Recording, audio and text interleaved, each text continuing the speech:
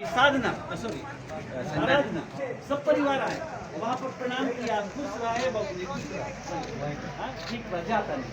अब प्रशांत बुआ को लेकर वहाँ से चला बाबू वहाँ से चले, किस गाड़ी से जाना है? चंदन छोड़ने जा रहा है।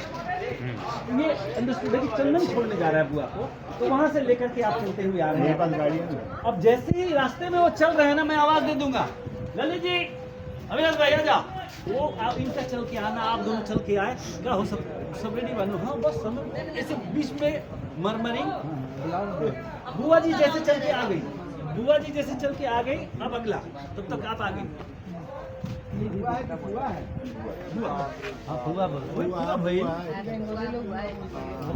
गोड़ लगाता नहीं दीदी, जैसे आके रुकती है ना तो आप वेट करें, शर्माते हुए